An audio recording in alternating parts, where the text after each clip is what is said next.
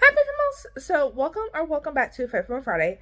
For the first case for this week, we are going back to Illinois. Normally, obviously, we cover Chicago when we go to Illinois. Instead, we are going to a city called Yoki. I think that's how it's pronounced, at least.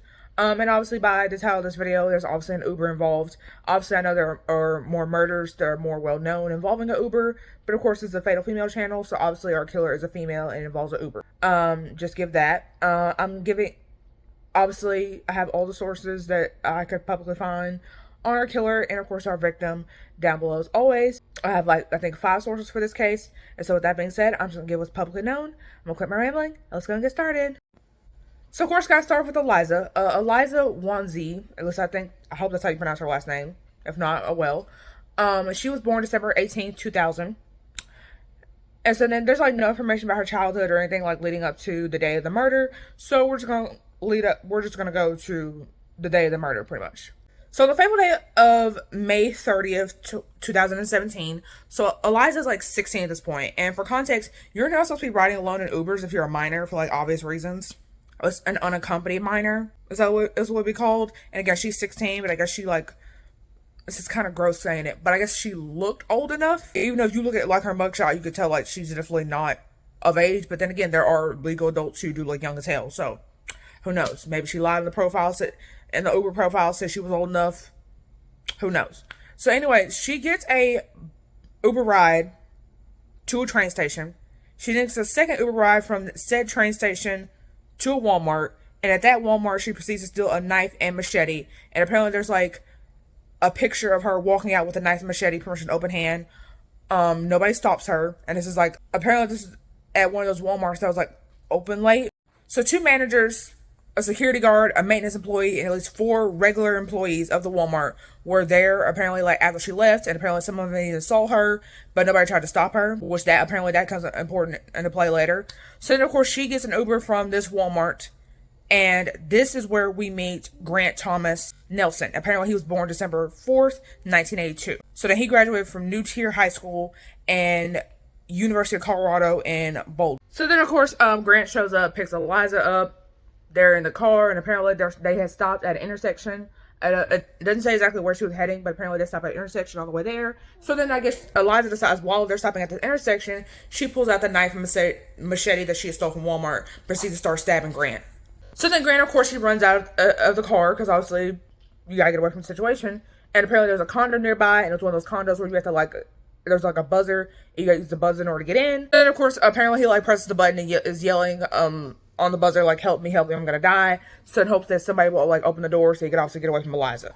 So Eliza then steals a car, because obviously Grant is obviously not for the fight at this point, because he's, pretty much heavily wounded at this point.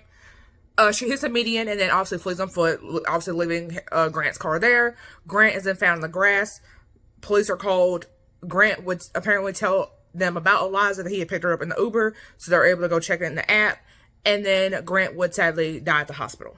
So then Eliza apparently is found in the back of an abandoned building in only her bra and leggings.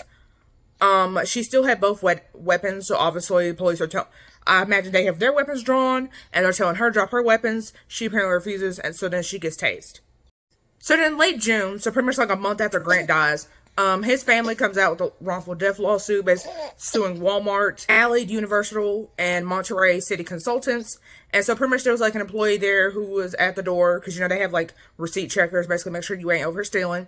And Eliza was not stopped, but other people were stopped. And had Eliza been stopped, unless she hadn't paid for it, she probably would have got arrested for shoplifting, and Grant pretty much wouldn't have died. So yeah, that's pretty much on y'all that he didn't die, that he had died. And then apparently he was hired through Allied Universal. They're getting sued because apparently he was a temp worker and he got hired to work for Walmart through them. And then Monterey also provided security. So I guess they're okay, we're suing Monterey too. And then apparently the outcome of that lawsuit is not publicly known. So whether they got any money, whether anything happened out of that, that's not publicly known. So then in July, so the murders happened not even a full 2 months ago at this point. Prosecutors, I guess because they had finally got to trial, they mentioned that Eliza had 40 incidents involving biting, kicking, and punching guards. And then with another month passed, she had 23 more incidents.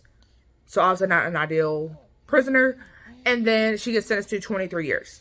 and she's still currently in jail as the time of this video. So yeah, that's pretty much the case of Eliza Wazee.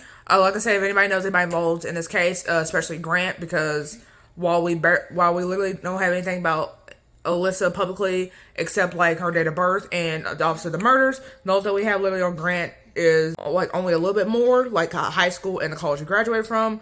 I always like to know if anybody knew the victims, definitely let me know what Grant was like.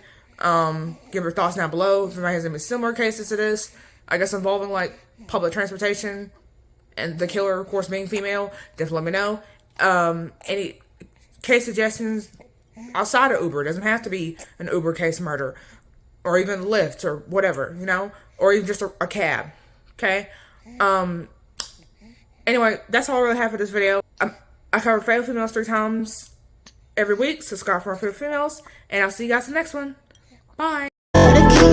So if I play dead, will you regret everything that you did, that you said? I don't think you understand what you're doing, and my heart's black and blue from the bruising. I feel like when I'm with you I'm losing. I feel like you think that this amusing, sitting there gaslighting and confusing. Was it me? Is it me? Am I deluded? I'm the one who's always sorry, the conclusion, even though I offer all of the solutions. I wish you loved me like I love you, it's stupid. When I'm alone with you I never feel lucid. I wish I wasn't struck by Cupid. I wish when I first saw you I knew this. When I'm with you I feel so useless, I feel diluted, my heart's been wounded. Silhouettes of you are like a taunt, never really know just what you want. With you I don't ever feel calm, I can feel the sweat inside my palm. Play with me like cats and a string. You don't understand the pain it brings. You don't ever wanna give me wings. You don't ever wanna set me free. But if I